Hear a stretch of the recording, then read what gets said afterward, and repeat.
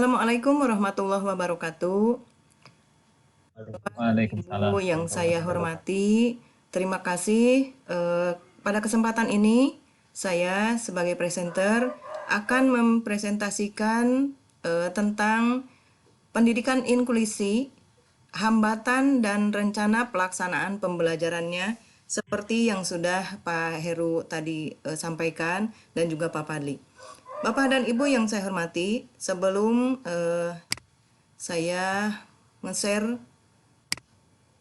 konten saya, izinkan saya mohon maaf yang sebesar-besarnya apabila dalam pemaparan nanti ada hal-hal yang kurang berkenan karena memang pendidikan ini saya belum pernah mendapatkan diklat atau apapun, tetapi ini adalah saya mendapatkan ilmu ini pertama dari membaca juga, yang kedua dari pengalaman saya di lapangan, juga saya pernah mendapatkan materi ini waktu ketika saya diklat di Bangka Belitung. Untuk itu mohon masukan dan saran juga diskusi kita di sini untuk bagaimana pendidikan inklusi itu serta tantangan dan rencana pelaksanaan pembelajarannya. Bapak dan Ibu yang saya hormati, baiklah kita mulai saja. Ini adalah judul pertama saya, yaitu Pendidikan Inklusi, Tantangan dan Rencana Pelaksanaan Pembelajarannya. Pertanyaan yang timbul, apa yang dimaksud dengan pendidikan inklusif dan apa harapan Bapak Ibu terhadap pendidikan inklusi? Pendidikan inklusi adalah sekolah inklusi yang merupakan suatu sistem pendidikan yang memberikan layanan kepada anak berkebutuhan khusus di sekolah reguler tanpa diskriminasi dan semua anak dapat berpartisipasi dan berprestasi di dalam situasi pembelajaran. Sebelum ke slide berikutnya, Bapak dan Ibu, kita ketahui bersama bahwa di dalam Undang-Undang Dasar 1945 itu terutama pasal 31 ya, itu di sana digambarkan atau disebutkan bahwa warga negara berhak terhadap pendidikan ya. Bahkan di sana juga disebutkan bahwa tidak hanya orang normal atau orang yang kaya atau miskin, tidak disebutkan seperti itu, tetapi semua warga negara berhak atas pendidikan. Jadi kita akan pahami bersama-sama kenapa harus inklusi. Selanjutnya, sekolah reguler dengan orientasi inklusi. Sekolah reguler dengan orientasi inklusif adalah lembaga yang paling efektif untuk mengatasi diskriminasi, menciptakan komunitas ramah, membangun suatu masyarakat inklusif, dan mencapai pendidikan untuk semua. Agar inklusi menjadi kenyataan, maka pendidikan inklusif harus mampu merubah dan menjamin semua pihak untuk membuktikan keberhasilan penyelenggaraan pendidikan. Jadi, Bapak dan Ibu ketahui bahwa pendidikan bukan hanya tugas pemerintah, bukan juga hanya tugas orang tua, tetapi antara pemerintah, masyarakat, dan orang tua itu harus berkolaborasi untuk menyelenggarakan pendidikan untuk semua kalangan. Baik itu orang yang mampu, baik itu orang yang miskin, tidak ada jenjang atau tidak ada perbedaan dan tidak ada diskriminasi. Bapak dan Ibu, selanjutnya adalah latar belakang kenapa harus inklusi. Semua negara di dunia masih menghadapi masalah terhadap pendidikan yang jenisnya sangat beragam. Di negara-negara berkembang, masih banyak anak-anak yang tersisihkan atau terdiskriminasi. Masih banyak anak-anak yang tidak bisa sekolah karena sesuatu hal. Anak-anak yang tersisihkan dalam pendidikan diantaranya adalah anak-anak miskin, di daerah-daerah terpencil, korban bencana alam, atau penyandang disabilitas. Biasanya Bapak dan Ibu akan berpikiran atau mengasumsikan bahwa ABK itu adalah anak-anak yang berkebutuhan khusus, dalam tanda kutip mereka itu cacat secara fisik. Padahal, kenapa harus inklusi? Itu adalah semua kalangan yang mengatakan anak tersebut berkebutuhan khusus itu tidak hanya cacat dalam keadaan fisiknya. Nanti kita akan jelaskan lebih lanjut. Kemudian, jadi apa itu pendidikan inklusi? Pendidikan inklusi adalah pendidikan yang terbuka dan ramah terhadap pembelajaran dengan mengedepankan tindakan menghargai dan merangkul perbedaan. Untuk itu, pendidikan inklusi dipahami sebagai sebuah pendekatan yang berusaha mentransformasi sistem pendidikan dengan meniadakan hambatan yang dapat menghalangi setiap individu siswa untuk berpartisipasi penuh dalam pendidikan. Di sini Bapak Ibu, kenapa mengedepankan tindakan menghargai dan merangkul perbedaan? Sedangkan inklusif itu sendiri adalah menyatukan atau menjadi satu, memasukkan. Jadi kenapa harus inklusi? Karena kita akan mengedepankan menghargai orang lain dengan perbedaannya, merangkul orang lain dengan perbedaannya, apalagi dengan anak-anak didik kita yang berbeda di status sosialnya, yang berbeda dengan keadaan ekonominya, dan juga yang terpenting yang sering kita hadapi di tempat kita bertugas, yaitu menghadapi anak-anak dengan perbedaan karakteristiknya. Baik itu dari IQ-nya, ataupun dari kebiasaannya, dan sebagainya. Kemudian di sini, pendekatan yang berusaha mentransformasi.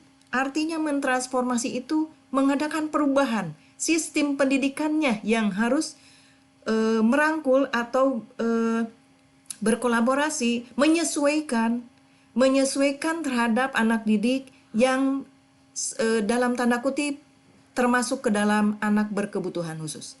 Jadi bukan anak didik kita, siswa kita yang harus beradaptasi kepada pendidikan atau kurikulum, tetapi kurikulumlah yang harus beradaptasi, berkolaborasi, menghadapi individu-individu siswa kita yang beragam. Begitulah. Kemudian hambatan apa ya yang kita rasakan dalam melaksanakan pendidikan inklusif? Pertama adalah jumlah ABK di seluruh Indonesia masih sedikit yang terdaftar di sekolah. Biasanya, Bapak Ibu, yang dikatakan ABK oleh masyarakat itu adalah anak yang berkebutuhan khusus secara fisik. Jadi mereka akan menganggap bahwa anaknya itu berkebutuhan khusus kalau dilihat dari fisiknya tidak normal. Padahal kita ketahui bahwa yang namanya anak berkebutuhan khusus itu adalah anak, misalkan anak yang terlalu pintar pun itu adalah berkebutuhan khusus. Kita harus perhatikan, anak yang lambat belajar juga itu kebutuhan khusus. Walaupun dalam fisiknya itu adalah sempurna. Kemudian kebijakan yang kurang mendukung. Pada tahun 2004-2005, pemerintah pernah mengadakan simposium ataukah apa itu yang mengedepankan untuk merangkul atau lebih menyebarkan sekolah-sekolah. Tetapi pada kenyataannya sampai sekarang pun di negara kita sekolah-sekolah belum inklusif. Apalagi sekolah-sekolah yang telah dibiayai atau difasilitasi oleh pemerintah. Jikalau kita pun mengadakan atau menerima anak-anak yang berkebutuhan khusus, itu dikarenakan tidak ada sekolah khusus yang terdapat di lingkungan kita. Jadi disitulah kita sebagai pendidik atau sebagai guru ya, yang harus lebih peka terhadap lingkungan, terhadap anak didik yang memang mereka itu pertama membutuhkan dan juga berhak untuk pendidikan. Jadi tidak hanya kita akan mengandalkan kebijakan pemerintah saja. Selanjutnya adalah kurangnya ketersediaan anggaran. Ini berhubungan dengan kebijakan tadi ya. Jadi pemerintah belum mengucurkan penganggaran dananya untuk membiayai sekolah-sekolah inklusif. Selanjutnya adalah dukungan sumber daya manusia. Karena tidak ada anggaran, mungkin pemerintah tidak mengadakan diklat-diklat atau pelatihan-pelatihan bagi guru reguler, guru umum ya, yang bukan guru di SLB itu untuk menerima pendidikan atau menerima pelatihan bagaimana cara menghadapi anak-anak ABK. Jadi pada saat ini kitalah yang harus bergerak, jemput bola. Jangan hanya berdiam diri untuk menerima anak-anak ABK tersebut berhak untuk pendidikan di sekolah kita. Kemudian paradigma atau pandangan masyarakat terhadap pendidikan inklusi itu sangat minim. Bapak dan Ibu, biasanya kalau orang tua mempunyai anak yang berkebutuhan khusus, apalagi itu dilihat secara fisik, itu mereka akan minder, malu. Apalagi untuk menyekolahkan ke sekolah-sekolah umum, bergaul dengan mereka-mereka yang anak-anak normal. Mereka kadang-kadang akan menutup diri, kemudian tidak menyekolahkan anaknya. Apalagi keadaan lingkungan misalkan di daerah. Biasanya mendingan tidak bersekolah anaknya daripada harus disekolahkan ke sekolah reguler, kemudian menjadi cemoohan. Dan sebaliknya, masyarakat yang lainnya, itu yang tidak mempunyai anak yang ABK, itu biasanya menganggap rendah dan memandang sebelah mata. Mereka tidak berpikiran bahwa anak-anak berkebutuhan khusus pun harus mendapatkan hak dan berhak untuk mendapatkan pendidikan, walaupun mereka harus disatukan dengan anak-anak yang normal. Nah, disinilah kita sebagai pendidik, ya, ujung tombaknya di masyarakat, harus memberikan pemahaman kepada masyarakat, edukasi kepada masyarakat, apa itu anak ABK.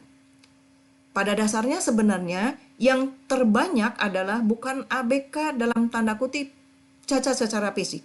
Biasanya di daerah-daerah itu hanya 1-2 ya yang berkebutuhan khusus secara fisik. Tetapi yang kebanyakan adalah ABK yang secara dilihat secara IQ-nya. Karena mungkin gizinya rendah, kemudian lingkungan rumahnya juga kurang mendukung. Di sana banyak sekali terjadi anak-anak ABK yang lambat belajar. Sebenarnya itu juga sudah ABK. Tetapi mereka masyarakat, orang tua murid atau orang tua siswa itu tidak menyadari bahwa anak yang seperti itu adalah ABK. Mereka akan enggan disebut anaknya termasuk ke dalam ABK. Selanjutnya Bapak Ibu, jadi harapan kita apa terhadap pendidikan inklusi? Kembali lagi ke Undang-Undang Dasar 1945, pasal 31. Di sana disebutkan bahwa semua warga negara berhak atas pendidikan. Kemudian berhak pula atas pendidikan dasar. Sedangkan kita ini sedang menuju pendidikan dasar 12 tahun. Dulu 6 tahun, kemudian 9 tahun, kita akan menuju ke 12 tahun.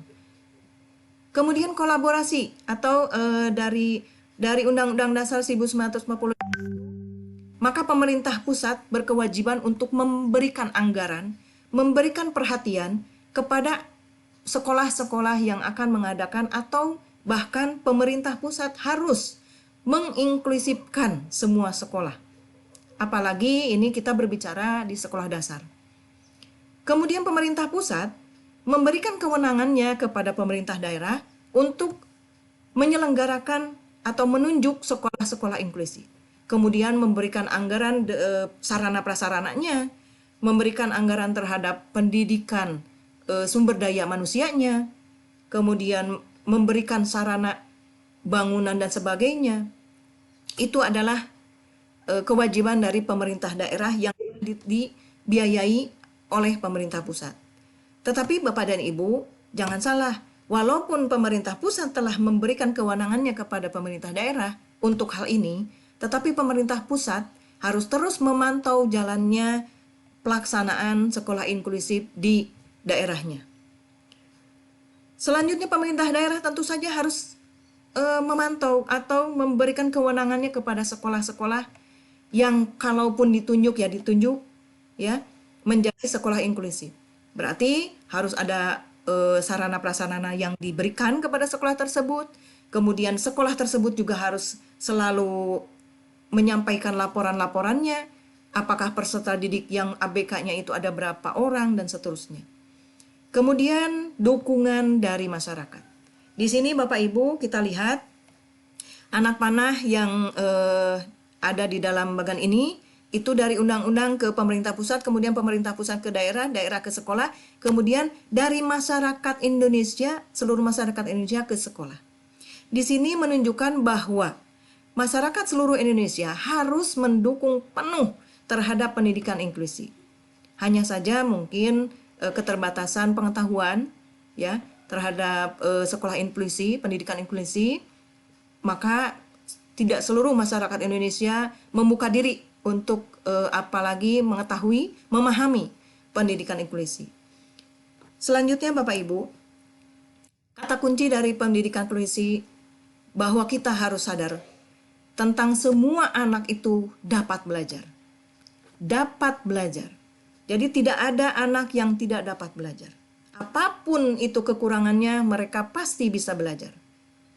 Kemudian semua anak berbeda. Semua anak itu berbeda. Terlahir dari orang tua yang berbeda, kalangan keluarga yang berbeda, latar belakang sosial yang berbeda. Semuanya pasti berbeda. Kemudian belajar merupakan kerjasama antara guru, orang tua, dan masyarakat. Disinilah Bapak Ibu, kita harus bisa merangkul ketiga komponen ini menjadi satu kesatuan utuh supaya ada kekuatan untuk menjadikan sekolah yang inklusif. Kemudian Bapak Ibu, jadikanlah perbedaan sebagai kekuatan. Jadi perbedaan-perbedaan yang mereka miliki itu, anak didik kita miliki, tidak dijadikan hambatan, bahkan dijadikanlah sebuah kekuatan. Agar kita menjadi seorang nahkoda yang bisa membawa kapalnya berlayar menuju tujuan yang telah kita rencanakan. Tidak ada bedanya anak yang terlalu pintar atau anak yang terlalu bodoh. Mereka semuanya membutuhkan perhatian, pengertian, kasih sayang, dan pendidikan yang sesuai dengan jenjangnya. Itulah Bapak Ibu sekelumit tentang pendidikan inklusi.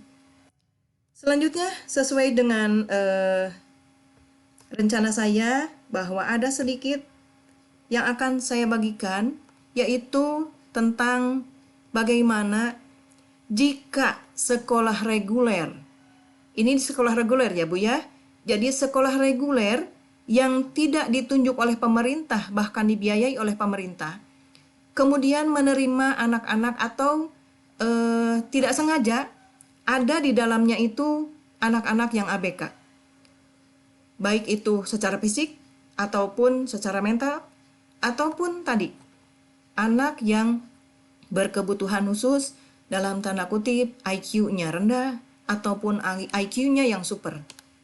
Di sini saya akan berbagi tentang pembuatan rencana pembelajaran, ya, rencana pelaksanaan pembelajaran yang setiap hari kita gunakan untuk sebagai bahan untuk action ya di dalam kelas. Bapak dan Ibu, sebenarnya saya belum pernah menerima diklat atau apapun tentang menggunakan atau membuat rencana pelaksanaan pembelajaran yang berorientasi ke inklusif. Tetapi ini ada satu pengalaman dan ide juga bahwa rencana pelaksanaan pembelajaran untuk sekolah reguler yang menerima anak-anak ABK itu tidak sulit sebenarnya Bapak Ibu. Seperti biasa kita gunakan ini identitas sekolah ya. Kemudian tujuan pembelajaran. Saya ini gunakan rencana pelaksanaan pembelajaran yang sudah 3 langkah ya. Nah, kemudian Bapak Ibu, sebelum kita melakukan atau menuliskan, membuat rencana pelaksanaan pembelajaran, kita harus mengidentifikasi dulu siswa ya, siswa yang berkebutuhan khusus tersebut. Misalnya kita mempunyai di kelas itu 36 siswa yang berkebutuhan khususnya itu karena dia itu misalkan sulit membaca atau bahkan sulit belajar, tidak hanya membaca. Atau ada 2-3 anak yang berkebutuhan khusus dengan kategori-kategori lain. Nah, di sini terlebih dahulu Bapak Ibu identifikasi dulu apa yang mereka butuhkan atau kekhususan apa yang mereka alami. Misalnya tadi, kalau di kelas saya ada anak yang sampai kelas 6 itu sulit membaca. Dia sudah bisa mengeja, besoknya lagi hilang lagi, lupa. Nah, ketika kita sudah mengidentifikasi anak-anak tersebut, kita tuliskan siswa K misalkan sulit untuk membaca. Kemudian siswa K lainnya, misalkan siswa K1, siswa K2 itu sangat sangat hiper dalam kelakuannya. Nah, di sini Bapak Ibu tinggal seperti biasa untuk yang reguler atau anak-anak normal, ini tuliskan tujuan pembelajaran yang ada di dalam buku guru ya, buku guru seperti biasa.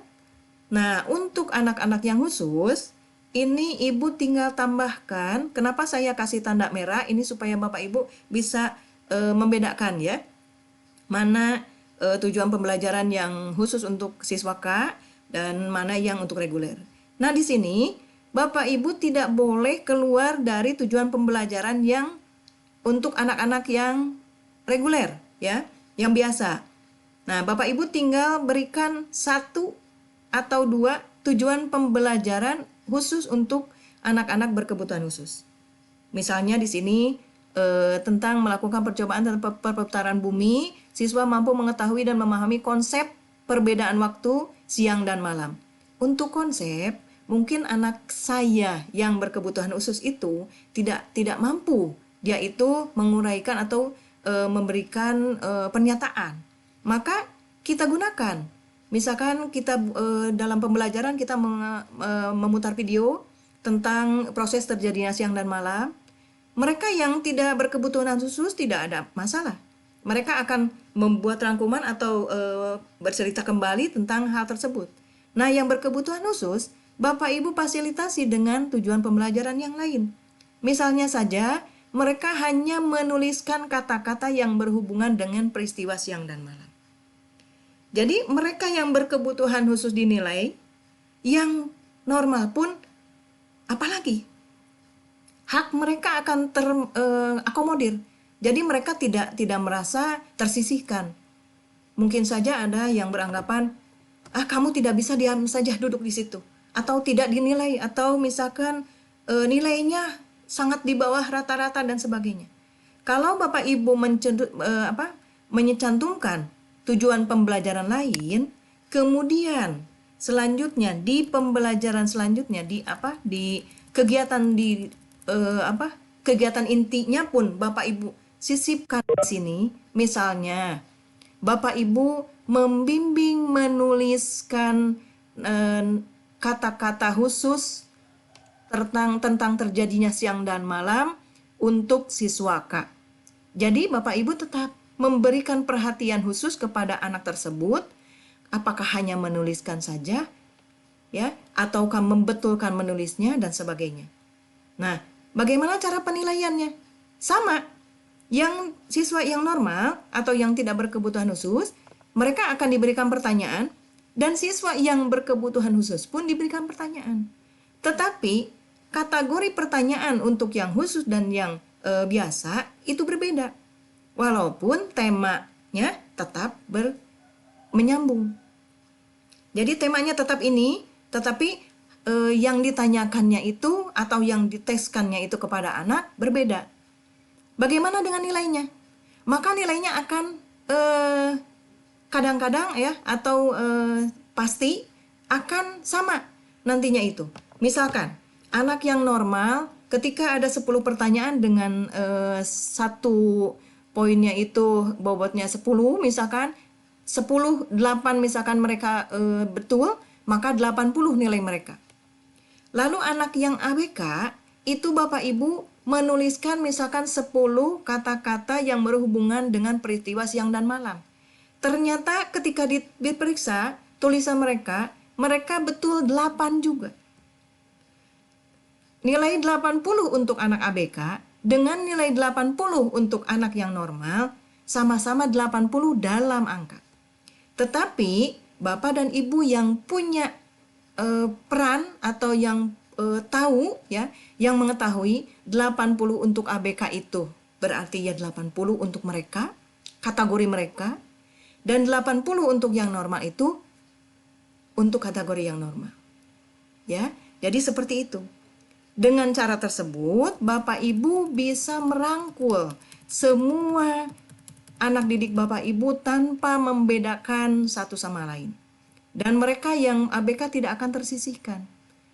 Mereka akan belajar bersama-sama, mendengarkan video bersama-sama, mengamati video bersama-sama, tetapi mereka tidak merasa dikucilkan. Setelah mendengarkan video lalu anak-anak yang lain, silakan kalian buat rangkuman atau menceritakan kembali dengan tulisan dan sebagainya. Anak-anak yang ABK atau misalkan yang saya alami di kelas, anak-anaknya mendengarkan bisa, mengamati bisa, tetapi mereka tidak bisa menceritakan kembali dalam tulisan apalagi. Kita fasilitasi. Kalaupun memang mereka tidak bisa menceritakan kembali dengan menulis, maka mereka diperbolehkan atau difasilitasi dengan cara secara lisan. Silakan bawa ke depan ataupun ke tempat duduknya. Oh nak, tadi itu videonya apa ya? Tentang apa? Mereka akan bercerita dengan secara lisan. Itulah penilaian. Jadi tidak ada hal yang tidak mungkin dalam segala hal, asal kita ada kemauan, asal kita ada niat untuk merangkul semua perbedaan anak didik kita agar mereka itu mendapatkan haknya masing-masing. Itulah Bapak Ibu, walaupun saya sendiri belum pernah mengalami atau menemukan anak-anak didik yang di ABK secara fisik ya, tetapi kenyataannya di lapangan bahwa anak-anak ABK secara IQ itu banyak sekali. Mereka yang lambat belajar banyak, mereka yang hiperaktif banyak ya. Kemudian mereka yang sepertinya tidak sama sekali tidak mau tidak ada kemauan kalau misalkan ditugaskan untuk ke depan atau apa, tidak mau berbicara dan sebagainya. Itu mereka pun adalah anak-anak yang berkebutuhan khusus. Mempunyai hak untuk belajar, tetapi kita harus khususkan mereka itu untuk mendapatkan sesuatu yang mereka inginkan. Bapak dan Ibu, itulah sekelumit pengalaman saya dan pengetahuan saya. Mohon maaf apabila dalam pemaparannya itu kurang berkenan dan banyak salahnya, karena memang pengetahuan saya terhadap pendidikan inklusi hanya sedikit mungkin ya, dan itu pun saya belajar karena mungkin banyak pengalaman yang saya alami di tempat saya bekerja. Kita simpulkan saja, pendidikan adalah kewajiban kita. Pendidikan adalah hak semua orang. Sesuai dengan amanat Undang-Undang Dasar 1945, pendidikan diberikan kepada semua warga negara Indonesia. Dan pendidikan inklusi adalah pendidikan yang merangkul semua kalangan tanpa membeda-bedakan, tanpa mendiskriminasikan. Dengan perbedaan kita menjadi kuat, dengan perbedaan kita menjadi sesuatu yang berbeda. Apalagi kita sebagai pendidik, kita tidak hanya terpaku, kita tidak hanya mengandalkan bantuan atau difasilitasi oleh pemerintah, kitalah yang harus menjemput bola, berkontribusi terhadap kemajuan pendidikan di Indonesia.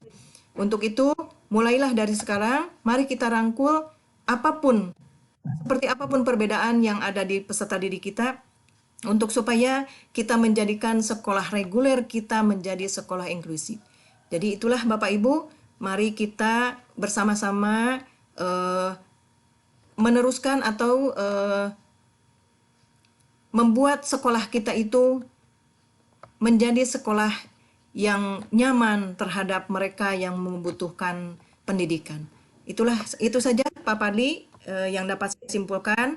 Mari terima kasih sekali kepada rekan saya Pak Heru dan Pak Padli telah memfasilitasi saya sebagai presenter. Mudah-mudahan materi yang saya sampaikan bermanfaat untuk kita semua.